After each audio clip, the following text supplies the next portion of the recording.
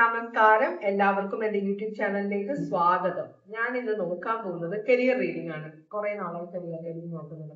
കാരണം ആൾക്കാർക്ക് എല്ലാം തേർഡ് പാർട്ടി റീഡിംഗ് ആണ് വേണ്ടത്. അത് എനിക്ക് വ്യൂസ് കാണുമ്പോൾ അറിയാം, കമന്റ്സ് കാണുമ്പോൾ അറിയാം. പക്ഷേ ചിലരൊക്കെ എന്നോട് പറയുന്നത് മാഡം ഈ തേർഡ് പാർട്ടി റീഡിംഗ് മാത്രമേ ഉള്ളൂ, റിലേഷൻഷിപ്പ് റീഡിംഗ് മാത്രമേ ഉള്ളൂ, വേറെ റീഡിംഗ് ഒന്നും ഇല്ല. ഇടയ്ക്ക് ഒരു കരിയർ റീഡിംഗ് ഇടുന്നതാണ്. മെജോറിറ്റി ആൾക്കാരും കാണാറില്ല, എന്നാലും ഇടുകയാണ്. അപ്പോ നിങ്ങൾക്ക് പെർഫെക്റ്റ് ആയ ജോലി എന്താണ് എന്നാണ് നമ്മൾ നോക്കുന്നത്. എൻ്റെ അടുത്ത് പലരും പേഴ്സണൽ റീഡിംഗ്, കരിയർ റീഡിങ്ങിന് വരുമ്പോൾ പറയാറുണ്ട്, എനിക്ക് ഇതൊട്ടും ഹാപ്പി അല്ല, ഇത് വെറും വരുമാന മാർഗമാണ്, എനിക്ക് പറ്റിയ ജോലി ഏതാണ് എന്ന് അവരെന്നോട് ചോദിക്കാറുണ്ട്. അപ്പൊ അതുപോലെ ഒരു റീഡിംഗ് ആണ് ഞാൻ ഇടാൻ പോകുന്നത്. ജനറൽ റീഡിംഗ് ആണ്, എല്ലാവർക്കും റെസനേറ്റ് ചെയ്യില്ല കേട്ടോ.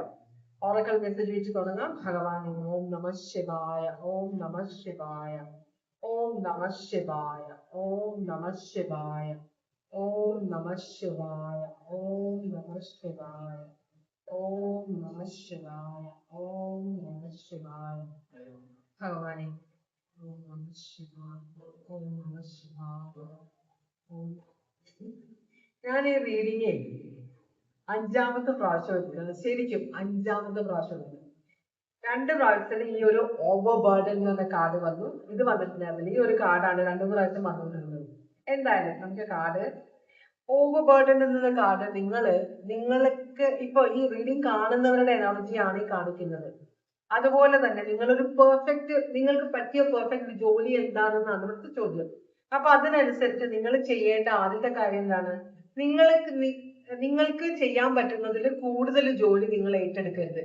24 മണിക്കൂറേ ഒരു ദിവസത്തിലുള്ളൂ. ആ 24 മണിക്കൂറിനുള്ളിൽ നിങ്ങൾക്ക് ചെയ്തു തീർക്കാൻ പറ്റുന്ന ജോലി നാളത്തേക്ക് വെച്ചു കഴിഞ്ഞാൽ അത് പണിയാവും. പിന്നെയും ജോലികൾ വരും. അപ്പൊ എന്തെങ്കിലും ഒരു ജോലി പെൻഡിങ് വരും. അപ്പൊ അന്നന്ന് തീർക്കാവുന്ന ജോലി അതാണ് നിങ്ങൾ എടുക്കേണ്ടത്. അത് കൃത്യമായിട്ട് ചെയ്യുക, കൃത്യമായിട്ട് തീർക്കുക. ഇതിന് ഓവർ ബേർഡൻ ആയിട്ട് നിങ്ങൾ മറ്റുള്ളവരുടെ ഉത്തരവാദിത്തങ്ങൾ, നിങ്ങളുടെ ജോലി നിങ്ങൾ ബാക്കി വെക്കുന്ന ജോലി അങ്ങനെയൊന്നും ചെയ്യരുത്. അന്നന്നത്തെ ജോലി ചെയ്തു തീർക്കണമെന്നാണ് പറയുന്നത്. മറ്റുള്ളവരുടെ ഉത്തരവാദിത്തങ്ങൾ നിങ്ങൾ ഏറ്റെടുക്കരുത്. അപ്പോ ഓവറായിട്ട് നിങ്ങൾക്ക് ചെയ്ത് തീർക്കാൻ പറ്റില്ല എന്നറിയുന്ന ജോലികൾ വരുമ്പോൾ, എന്ന് വെച്ചാൽ മറ്റുള്ളവരുടെ ജോലികൾ വരുമ്പോൾ നിങ്ങൾ പറയാം, എനിക്ക് എന്റെ ജോലി തീർക്കാൻ സമയമില്ല, അതുകൊണ്ട് സോറി, എന്നെ ഒഴിവാക്കി തരണം, എനിക്ക് പറ്റില്ല ഈ ജോലി ചെയ്യാൻ. കണ്ടോ, നോ എന്ന് പറയേണ്ട സമയത്ത് നോ പറയണം എന്നാണ് യൂണിവേഴ്സ് നിങ്ങളോട് പറയുന്നത്. അപ്പോ 2ാമത്തെ കാർഡ് പറയുന്നത്, നിങ്ങള് മറ്റുള്ളവരോട് സംസാരിക്കുമ്പോൾ, പ്രത്യേകിച്ച് ജോലിക്കാർക്ക്, വളരെ പ്രൊഫഷണൽ ആയിട്ട് സംസാരിക്കുക. ഡബിൾ മീനിങ് ഉള്ള സംസാരം പാടില്ല. പിന്നെ നിങ്ങൾ പറയുന്ന കാര്യങ്ങൾ, നിങ്ങൾ ഉദ്ദേശിക്കുന്ന കാര്യങ്ങൾ തന്നെ മറ്റേ ആൾക്ക്, ആരോടാണോ നിങ്ങൾ സംസാരിക്കുന്നത് അയാൾക്ക് മനസ്സിലാകണം. അല്ലാതെ നിങ്ങൾ ഒരു കാര്യം പറയുന്നു, അവര് കേൾക്കുന്നത് വേറെ, അവര് മനസ്സിലാക്കുന്നത് വേറെ. അപ്പൊ അവര് അതിനുള്ള റിയാക്ഷൻ വരുന്നത് വേറെ ആയിരിക്കും. അങ്ങനെ പാടില്ല. വളരെ കൃത്യമായിട്ട്, വളരെ ശുദ്ധമായിട്ട്, സ്ഫുടമായിട്ട് സംസാരിക്കുക. കൃത്യമായിട്ട് കാര്യങ്ങൾ പറയണം എന്നാണ് പറയുന്നത്. അങ്ങനെ പറയുമ്പോൾ നിങ്ങൾക്ക് കുറെ കോംപ്ലിക്കേഷൻസും മിസ്അണ്ടർസ്റ്റാൻഡിങ്സും ഒഴിവാക്കിയെടുക്കാം. അപ്പൊ ഇത് രണ്ടുമാണ് നിങ്ങൾ ഫോളോ ചെയ്യേണ്ടത്. ഓക്കെ, അങ്ങനെ വരുമ്പോ നമുക്ക് ആദ്യത്തെ ചോദ്യം, നിങ്ങൾക്ക് പറ്റിയ ജോലി, അങ്ങനെയുള്ള ഒരു ജോലിയുടെ എൻവയോൺമെന്റ്, പരിതസ്ഥിതി എങ്ങനെയായിരിക്കും? പരിതസ്ഥിതി അല്ലേ ഒരു ജോലിയുടെ എൻവയോൺമെന്റ്. ഇത് ഈ എൻവയോൺമെന്റ് ഞാൻ പറഞ്ഞ അർത്ഥം തെറ്റാണെങ്കിൽ ഡിക്ഷണറി നോക്കി ഒന്ന് മനസ്സിലാക്കണം ആ വേർഡിന്റെ അർത്ഥം കേട്ടോ. അപ്പോ എങ്ങനെയുള്ള പരിതസ്ഥിതിയാണ് നിങ്ങൾ ഒരു ജോലിയുടെ എൻവയോൺമെന്റ് എന്ന് പറയുമ്പോൾ എങ്ങനത്തെ ഒരു ഇതാണ് നിങ്ങളെ അട്രാക്ട് ചെയ്യുക? ഒന്നാമത്തത്, ഇവിടെ റിഗ്രറ്റും, ഇത് 5 ഓഫ് കപ്സ് ആണ് കാണിക്കുന്നത്. 5 ഓഫ് കപ്സ് എന്ന് പറഞ്ഞാൽ മാനസികമായി വിഷമിക്കുന്ന ആളുകളാണ്. അപ്പൊ നിങ്ങള് ചിലപ്പോ ഒരു ഹീലർ ആയിരിക്കാം, ഒരു ഡോക്ടർ ആയിരിക്കാം, ഒരു സൈക്യാട്രിസ്റ്റ് ആയിരിക്കാം, സൈക്കോളജിസ്റ്റ് ആയിരിക്കാം. അങ്ങനത്തെ ഒരു ജോലിയാണ് നിങ്ങൾക്ക് മറ്റുള്ളവരുടെ പ്രശ്നങ്ങൾ കേൾക്കാനും അതിന് സമാധാനം പറഞ്ഞു കൊടുക്കാനും ഇഷ്ടമാണ്. മനസ്സിലായോ? നമ്മൾ വെറുതെ മറ്റുള്ളവരുടെ സങ്കടം കേട്ടിട്ട് അത് എൻജോയ് ചെയ്ത് 4 പേരോട് പറയുക, അതല്ല നമ്മൾ ഉദ്ദേശിക്കുന്നത്. മറ്റുള്ളവരുടെ പ്രശ്നം കേട്ട് അതിന്റെ കാര്യങ്ങൾ നമ്മൾ അവരോട് ഇരുന്ന് കരയാതെ അവരുടെ കാര്യങ്ങൾ മനസ്സിലാക്കി, ഓക്കെ ഇതാണ് അവരുടെ പ്രശ്നം, ഇതിൽ എന്ത് സൊല്യൂഷൻ നമുക്ക് കണ്ടെത്താം. അപ്പൊ നമ്മൾ അവരുടെ കൂടെയാണ് ജോലി ചെയ്യുന്നത്. അവരുടെ കൂടെ സഹകരണത്തോടെ നമ്മൾ അവരുടെ പ്രശ്നങ്ങൾ മനസ്സിലാക്കുന്നു. ഇന്ന ഇന്ന കാര്യങ്ങളാണ്, അപ്പൊ ഇന്ന കാര്യങ്ങൾ നമുക്ക് ചെയ്തു നോക്കാം, നമുക്ക് സൊല്യൂഷൻ കണ്ടുപിടിക്കാം എന്നൊരു മനസ്ഥിതി അവർക്ക്. ഓക്കെ, ഒരു സമാധാനം, ആരെങ്കിലും കേൾക്കുന്നുണ്ടല്ലോ, അവർക്ക് എന്നെ സഹായിക്കാൻ പറ്റുമല്ലോ, അപ്പൊ ഒരു ഹോപ്പ്, ഒരു പ്രത്യാശ കൊടുക്കാൻ പറ്റുന്നുണ്ട്. അപ്പോ അങ്ങനത്തെ ജോലിയാണ് നിങ്ങൾക്ക് പറ്റുന്നതെന്നാണ് പറയുന്നത് കേട്ടോ. എന്ന് വെച്ചാല് നിങ്ങൾ പൊതുവെ ആൾക്കാര് നിങ്ങളോട് അട്രാക്റ്റഡ് ആവും. മറ്റുള്ളവരോട് പറയാത്ത പല കാര്യങ്ങളും നിങ്ങളെ കാണുമ്പോൾ ആൾക്കാര് സംസാരിച്ചു തുടങ്ങും. എന്റെ പ്രശ്നങ്ങള്, അവരുടെ പ്രശ്നങ്ങൾ, ഇവരുടെ എല്ലാം അവര് ഉള്ളു തുറന്ന് നിങ്ങളോട് സംസാരിക്കാനുള്ള ഒരു അറ്റ്മോസ്ഫിയർ ആണ് നിങ്ങളുടെ ചുറ്റുമുള്ളത്. അപ്പൊ നിങ്ങൾ നല്ലൊരു ഹീലർ ആയിരിക്കാം, ഡോക്ടർ, നേഴ്സ്, അങ്ങനെ നല്ല ജോലികൾ, മറ്റുള്ളവരെ സഹായിക്കാൻ പറ്റുന്ന ജോലികളാണ് നിങ്ങൾക്ക് നല്ലതെന്നാണ് പറയുന്നത്. അങ്ങനെയാണെങ്കിൽ ഈ ജോലിക്ക് വേണ്ട, ഇങ്ങനെയുള്ള ജോലിയാണ് നിങ്ങൾക്ക് പെർഫെക്റ്റ്. ഇതിന് വേണ്ട സ്കിൽ എന്താണെന്ന് നോക്കാം.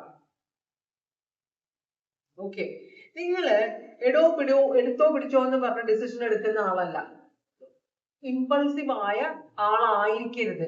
മറ്റുള്ളവരുടെ പ്രശ്നങ്ങൾ കേട്ട് അതിനെ മനസ്സിലാക്കി അതിനെക്കുറിച്ച് പഠിച്ചതിന് ശേഷം നിങ്ങള് അവർക്ക് അഡ്വൈസ് കൊടുക്കുന്നതാണ്. അങ്ങനത്തെ ഒരു സ്കില്ലാണ് ഇവിടെ വേണ്ടത്.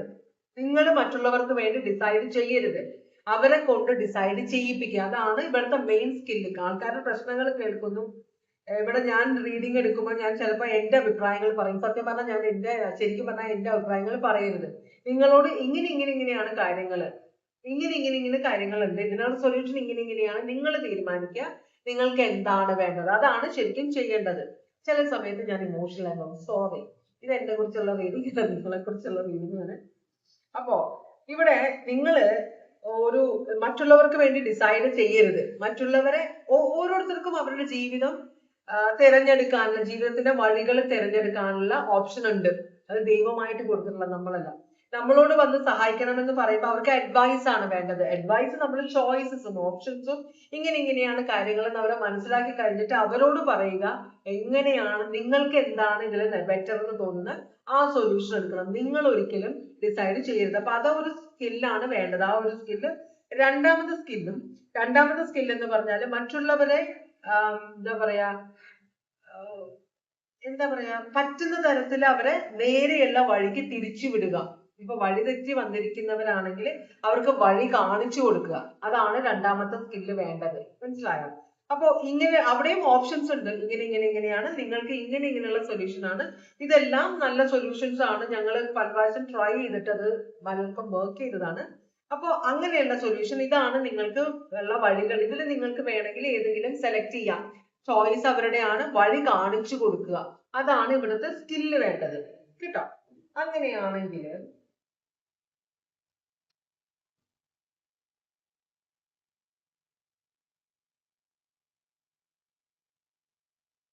നിങ്ങളുടെ എനർജി ഡ്രെയിൻ ചെയ്യുന്ന കാര്യം എന്താണെന്ന് നമുക്ക് നോക്കാം. നമുക്ക് നിങ്ങളുടെ എനർജി, ചിലരുണ്ടല്ലോ നമ്മളെ, ഇപ്പൊ പലരും നിങ്ങളുടെ ചുറ്റും പലതരം ആളുകളുണ്ട്. വീട്ടിലെ പ്രശ്നങ്ങൾ നിങ്ങളെ വിളിച്ചിട്ട് നിങ്ങളോട് പറയുന്നവര്, ഈ പറയുന്നവര് അവരുടെ മനസ്സ് ഒന്ന് എന്ന് വെച്ചാൽ ഒന്ന് ലൈറ്റ് ആക്കാൻ വേണ്ടിയിട്ടാണ് നിങ്ങളോട് പറയുന്നത്. അവര് സൊല്യൂഷൻ അന്വേഷിക്കുന്നവരല്ല. അവരെയൊക്കെ നമ്മള് അതെന്താ വെച്ചാല് നമ്മൾ സൊല്യൂഷൻ പറഞ്ഞു കൊടുക്കും. അവർക്ക് അതല്ല, അവർ ഈ പറയുന്ന ഇതേ പ്രശ്നം, ഒരേ എനർജി, ഒരു ഭയങ്കര ടോക്സിക് ആയ എനർജിയാണ്. ഒരേ എനർജി കൂടെ പോയിട്ട് അവര് അതേ ജീവിതം ജീവിക്കാൻ ആഗ്രഹിക്കുന്ന ഒരു വിക്ടിം മെന്റാലിറ്റി ഉള്ള ആളുകളാണ്. അതുപോലെ എനർജി വാമ്പയേഴ്സ് എന്ന് പറയും. നിങ്ങളുടെ എനർജി ഊറ്റിക്കുടിക്കും. അവർക്ക് കുറെ നേരം കേൾക്കാൻ ഒരാളെ മാത്രമാണ് അവർക്ക് ആവശ്യം. നിങ്ങൾ ഡ്രെയിൻഡ് ആവും. ഇങ്ങനെയുള്ള ജോലികളിൽ അതൊരു പ്രശ്നമാണ്. അപ്പോ നിങ്ങൾ ഡ്രെയിൻ ചെയ്യുന്നത്, നിങ്ങൾക്ക് ഒന്നാമത് ഇവർക്ക് നിങ്ങൾ പറയുന്നത് കാര്യം നിങ്ങൾക്ക് കുറച്ച് കഴിയുമ്പോൾ, നമ്മൾ പ്രാക്ടീസ് ചെയ്ത് കഴിയുമ്പോൾ നമുക്ക് മനസ്സിലാവും ഇവര് നമ്മളുടെ അടുത്ത് വരുന്നത് അവർക്ക് സൊല്യൂഷന് വേണ്ടിയിട്ടല്ല ഇവർ വരുന്നത്. ഇവരുടെ ഉള്ളിലുള്ള ഈ പ്രശ്നങ്ങൾ പറഞ്ഞു തീർക്കുക. നമ്മൾ സൊല്യൂഷൻ കൊടുത്താൽ അവരത് ചെയ്യില്ല. അവർക്ക് ഈ ജീവിതമാണ് കംഫർട്ടബിൾ. നമുക്ക് പുറത്ത് നോക്കുമ്പോൾ ഇവരെങ്ങനെ ജീവിക്കുന്നത്, പക്ഷെ അവരവിടെ ഹാപ്പിയാണ്, അവര് കംഫർട്ടബിൾ ആണ്. അവരെ ആ സിറ്റുവേഷനിൽ വിടുക. നമ്മൾ എത്ര പറഞ്ഞു കൊടുത്താലും അവർക്ക്, നമ്മൾ പറഞ്ഞു കൊടുക്കുന്നത് അവർ പ്രാക്ടീസ് ചെയ്യില്ല, അവരത് ഫോളോ ചെയ്യില്ല, അവരൊരു തീരുമാനം എടുക്കില്ല. മനസ്സിലായോ?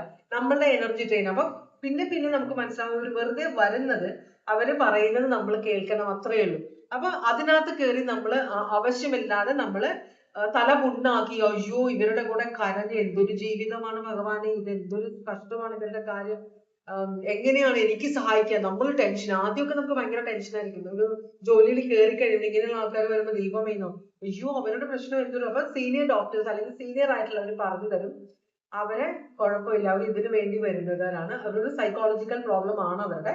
അങ്ങനെ അപ്പൊ നിങ്ങളെ ഡ്രെയിൻ ചെയ്യാനായിട്ട് അങ്ങനെയുള്ള ആളുകൾ വരും. അവർക്ക് സൊല്യൂഷൻ വേണ്ട, മനസ്സിലായോ?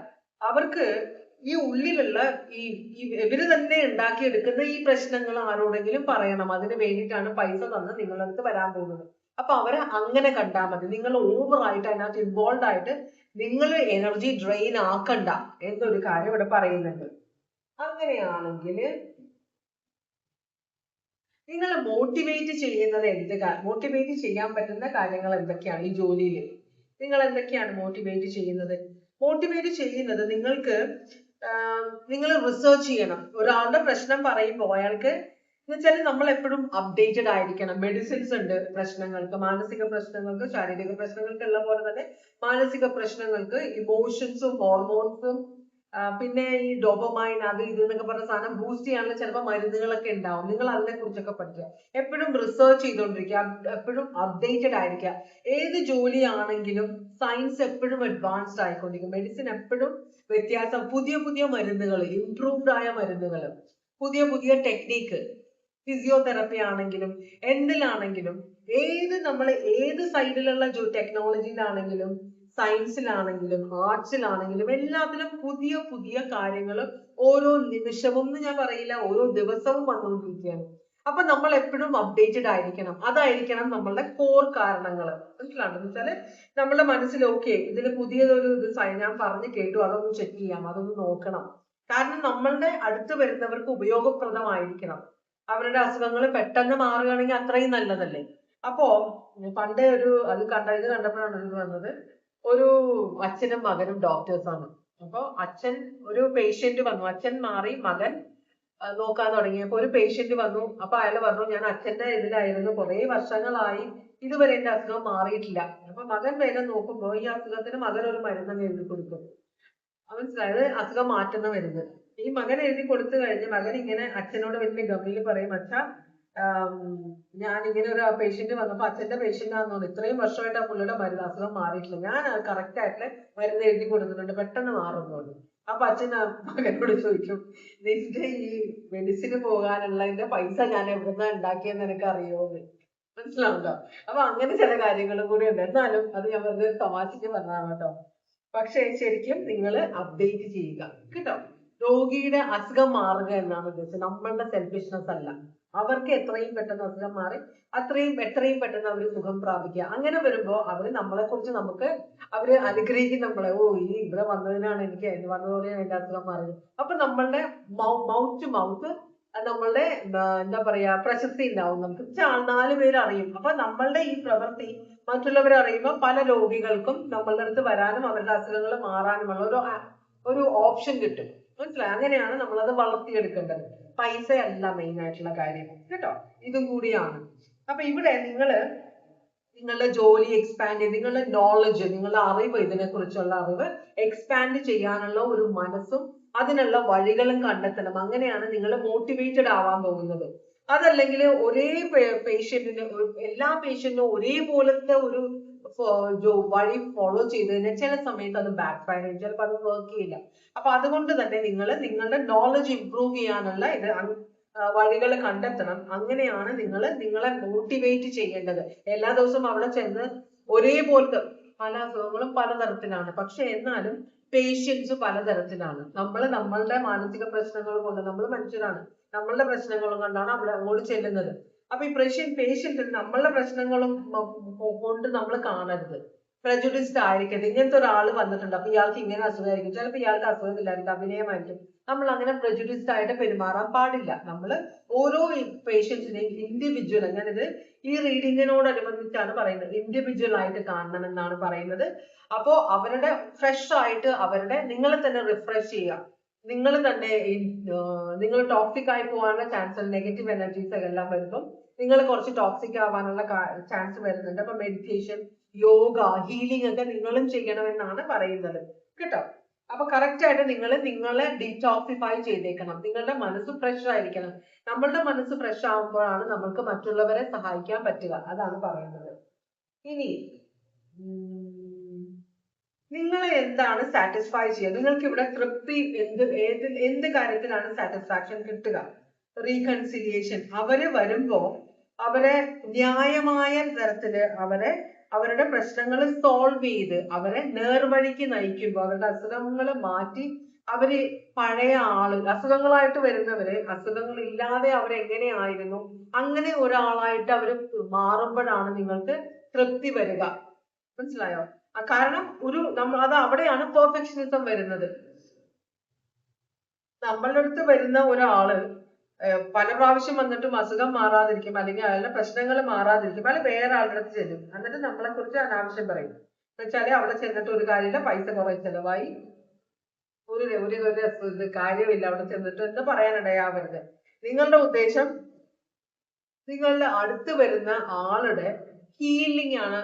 മാനസികമായോ ശാരീരികമായോ ഉള്ള ഹീലിംഗ് ആണ് നിങ്ങളുടെ ഉദ്ദേശം. അപ്പൊ അവര് ഈ അസുഖം വരുന്നതിന് മുമ്പ് എങ്ങനെയായിരുന്നു അങ്ങനെ ഇവരെ ആക്കിയെടുക്കണം എന്ന ഒരു ചിന്ത നിങ്ങളുടെ മനസ്സിന് വേണം. സത്യസന്ധമായിട്ട് പെരുമാറണം. സത്യസന്ധമായിട്ട് ആത്മാർത്ഥമായിട്ട് നമ്മൾ ഒരു കാര്യം ചെയ്ത് കഴിയുമ്പോൾ അപ്പോഴാണ് നിങ്ങൾക്കൊരു സാറ്റിസ്ഫാക്ഷൻ കിട്ടുക. അപ്പൊ അതിലേക്കുള്ള വഴികളാണ് നിങ്ങൾ നോക്കുന്നത്. അപ്പൊ ഇവിടെ നമ്മൾ നോക്കിയത് ഒരാളുടെ എനർജി ആയിരിക്കാം, അല്ലെങ്കിൽ പലരുമായിരിക്കാം, പക്ഷെ ഒരു ടൈപ്പ് എനർജി. അതില് ഹീലിംഗിന് വേണ്ടിയുള്ള ഹീലിംഗ് ആണ് നിങ്ങൾക്ക് പറ്റിയ പെർഫെക്റ്റ് ജോബ് എന്നാണ് ഇവിടെ നമ്മൾ കണ്ടത് കേട്ടോ. ഇത് ഒരു ഗ്രൂപ്പ് ഓഫ് ആളുകളുടെയാണ്. എന്തായാലും Scorpio, Libra, Aries, Leo, Sagittarius, Aries, Leo, Sagittarius, Aquarius, Libra, Gemini, Aquarius, Libra, Gemini, Cancer, Pisces, Scorpio. അപ്പൊ ഇത്രയും സോഡിയാക് സൈൻ ആണ് നമ്മൾ കണ്ടത്. ഇതുവരെ എന്റെ റീഡിംഗ് കണ്ടുകൊണ്ടിരുന്ന എല്ലാവർക്കും വളരെയധികം നന്ദി. എല്ലാവർക്കും ഭഗവാൻ സന്തോഷവും സമാധാനവും സമൃദ്ധിയുമായി ആരോഗ്യ സൗഖ്യവും അറിഞ്ഞു നൽകി അനുഗ്രഹിക്കാൻ ഇടയാകട്ടെ എന്ന് ആശംസിക്കുന്നു. വീണ്ടും ഒരു റീഡിംഗുമായിട്ട് വരാം. Take care. Bye bye.